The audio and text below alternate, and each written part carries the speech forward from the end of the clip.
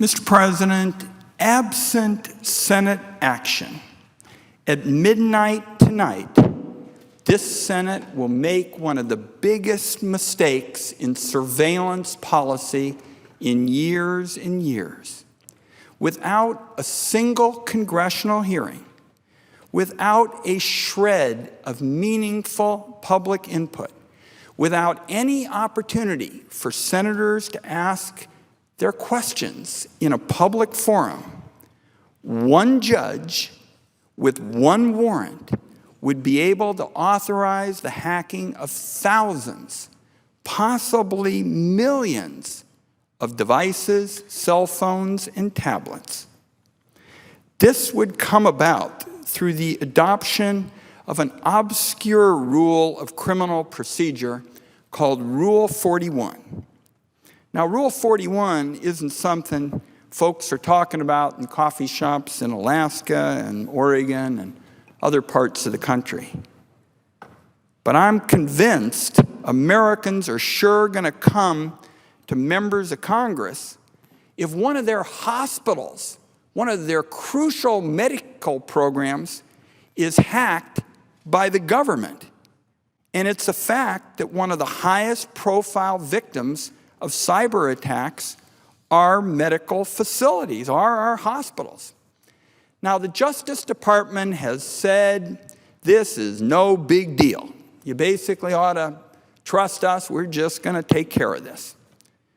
And I'll tell you, generally, changes to the federal rules of procedure are designed for modest, almost housekeeping kinds of procedural changes, not major shifts in policies.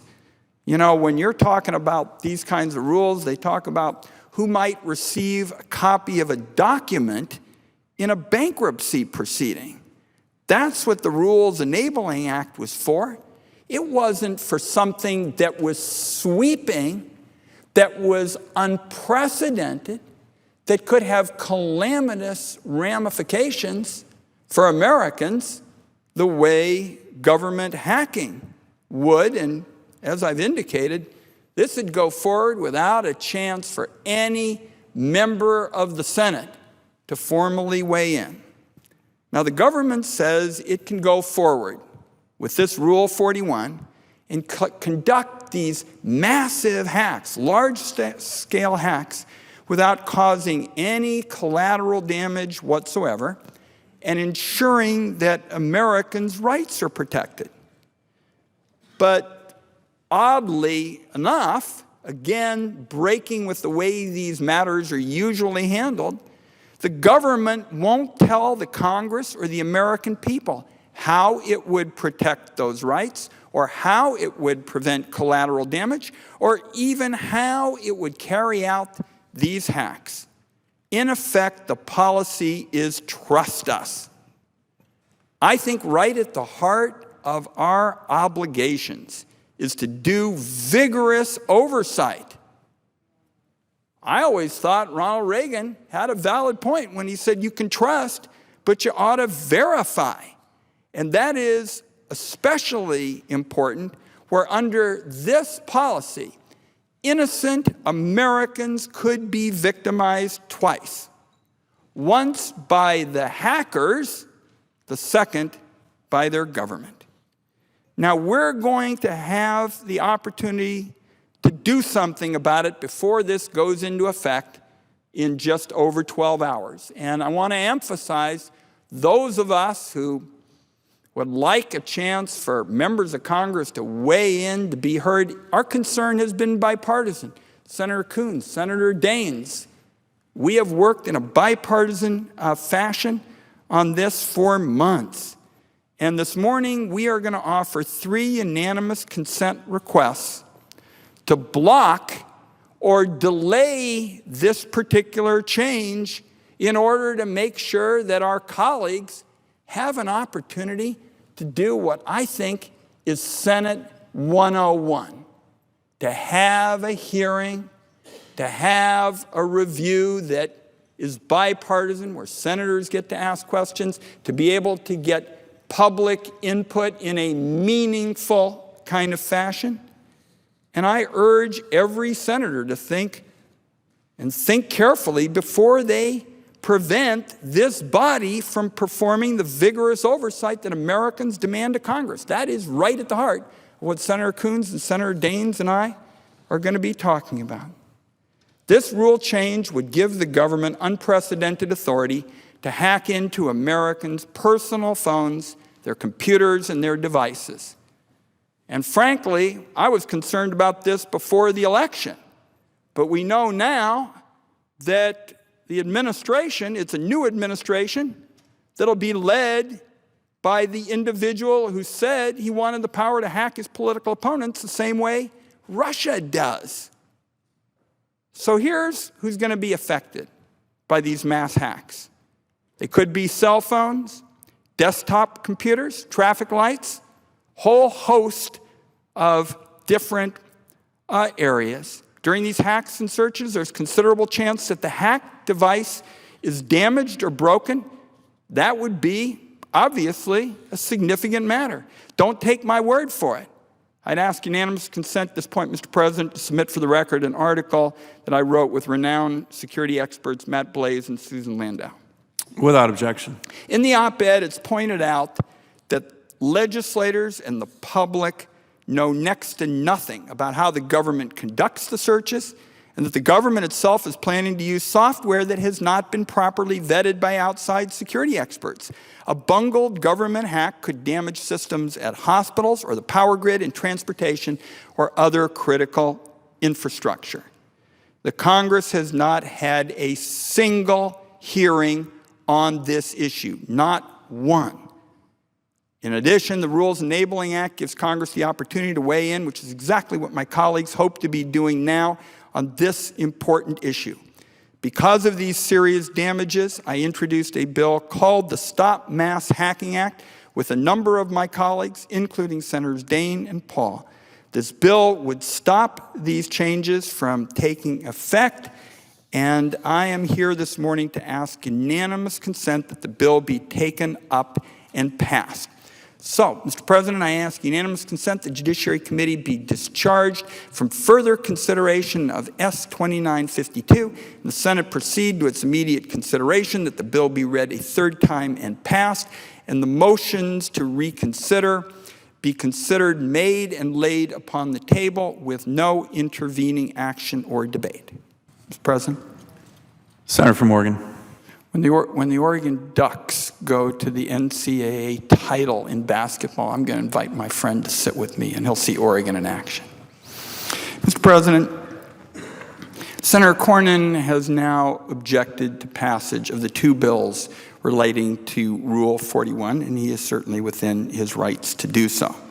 So I would like to offer the theory, not exactly a radical one in my view, that if we can't pass bills with respect to mass surveillance and we can't have hearings, we at least ought to, colleagues, have a vote so that the American people can actually determine if their senators support authorizing unprecedented, sweeping government hacking without even a single hearing. There's a lot more debate in this body over the tax treatment of racehorses than massive expansion of surveillance authority. So in a moment, I'm going to ask unanimous consent that the body moves toward an immediate roll call vote on the Stalling Mass Damaging Hacking Act, which would delay Rule 41 changes until March 31. I don't condone Congress kicking cans down the road. This is one example of where, with a short delay, it would be possible to have hearings, at least one hearing, in both bodies so that the Congress could have a chance to debate a very significant change in our hacking policy. The Congress has not weighed, considered, amended, or acted like anything resembling an elected legislator on this issue. There have been some who have looked into the issue, But still, I call it Senate 101, is you have at least a hearing on a topic with enormous potential consequences for millions of Americans. That hadn't been done, despite a bipartisan bill being introduced in the House and Senate days after the changes were approved. Lawmakers and the public ought to know more about a novel, complicated, and controversial topic. And they would be in a position to have that information if there was a hearing, and members on both sides of the aisle could ask important questions. But since the Senate has not had a hearing on this issue, lawmakers have still been trying to get answers to important questions. 23 elected representatives from the House and Senate, Democrats and Republicans, spanning the philosophical spectrum, have asked substantive questions that the Department of Justice has failed to answer, and they barely went through the motions. They spectacularly failed to respond to both concerns of Democrats and Republicans in both the Senate and the House. I would also ask unanimous consent that the letter that was sent to the DOJ, signed by myself and 22 bipartisan colleagues from the House and Senate, be submitted to the record. Without objection.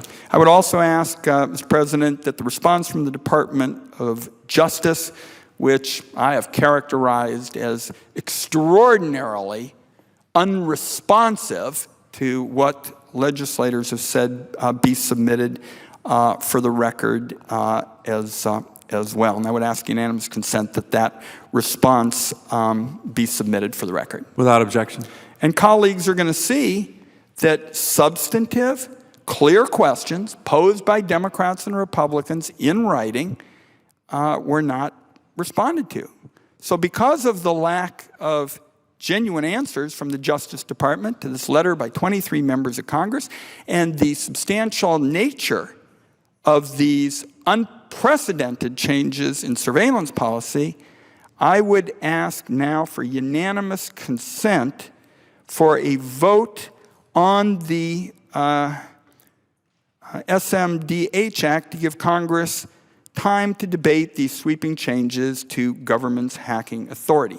So, Mr. President, I ask unanimous consent the Senate proceed to the immediate consideration of S. 3485, introduced earlier today, that at a time to be determined by the majority leader in consultation with the Democratic leader, but no later than 4 p.m. today, the Senate proceed to vote in relation to this bill. Before he leaves the floor, I just want to engage my friend for a moment or two with respect to his remarks. And he's absolutely right that we have been friends since we arrived here, and we're working together on a whole host of projects right now. So this is a debate about differences of opinion with respect to some of the key issues. And I just want to make a couple of quick points in response to my colleague. My colleague said that there had been an inclusive process for discussing this. As far as I can tell, the vast amount of discussion basically took place between the judges and the government. My guess is if you and I walked into a coffee shop in Houston or Dallas, or in my home state, Coos Bay and Eugene, people wouldn't have any idea of what was going to happen tonight at midnight. Tonight at midnight is going to be a really significant moment in this discussion. My colleague made the point with respect to security and privacy. I definitely feel those two are not mutually exclusive. We can have both. But it's going to take smart policies. My colleague's done a lot of important work. I know Freedom of Information Act issues. These are complicated, important issues. And nobody up here has had a chance to weigh in. There's been a process with some judges, and I guess some folks got a chance to submit a brief. Maybe there was a notice in the Federal Register. That's the way it usually works. But nobody at home knows anything about that.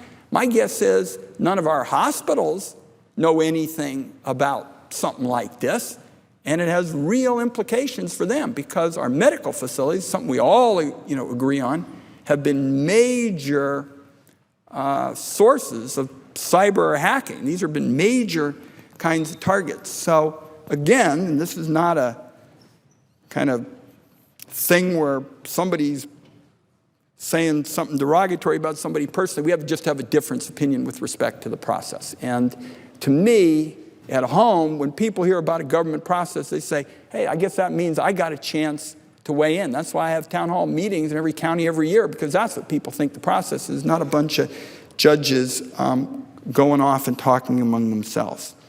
The second point that my friend touched on was essentially the warrant kind of process and said, that's what the Fourth Amendment is all about, and this is about the Fourth Amendment.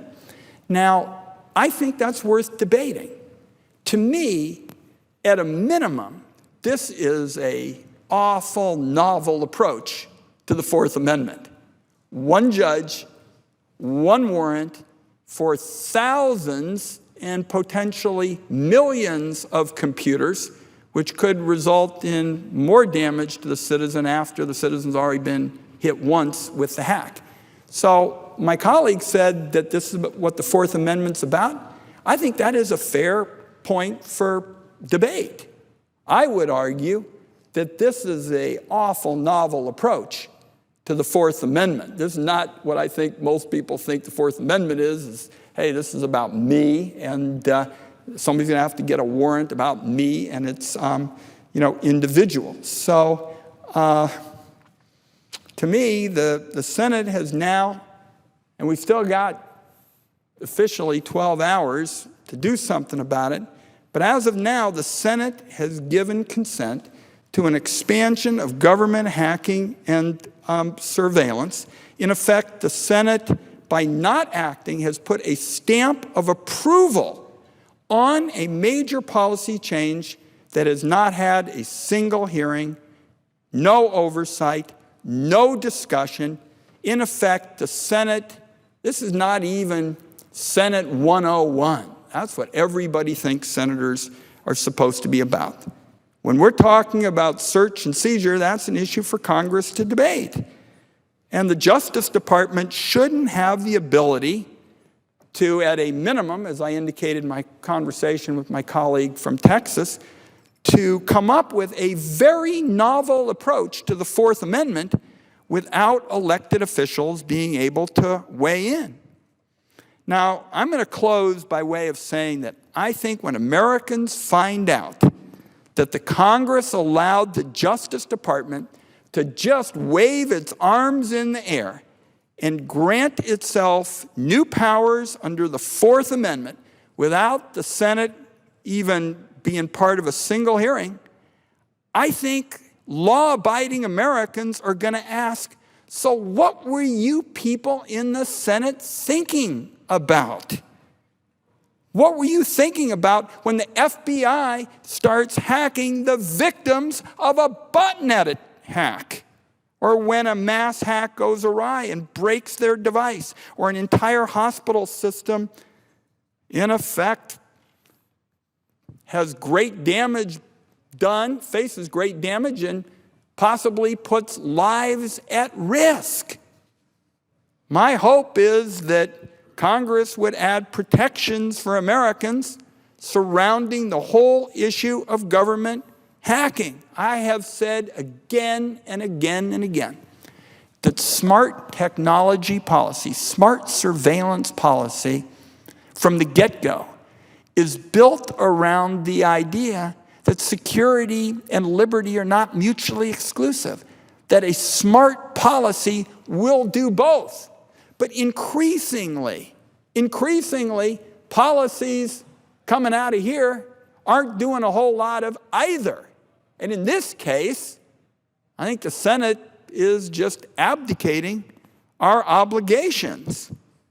And certainly, in the digital era, Americans do not throw their Fourth Amendment rights out the window because they use a device that connects to the internet. So I'm going to close, Mr. President, by way of saying I think this debate about government hacking is far from over. And my guess is that senators are going to hear from their constituents about this policy sooner rather than later. And we'll be back on the floor then looking to do what should have been done prior to midnight tonight, which is to have hearings, to involve the public, not just justices and maybe a few people who can figure out how to find that section of the Federal Register so they can weigh in. Americans are going to continue to demand from all of us in the Senate policies that protect their security and their liberty. They are right to do so. That cause will be harmed if the Senate doesn't take steps between now and midnight. And with that, Mr. President, I yield the floor, and I would also note the absence of a quorum.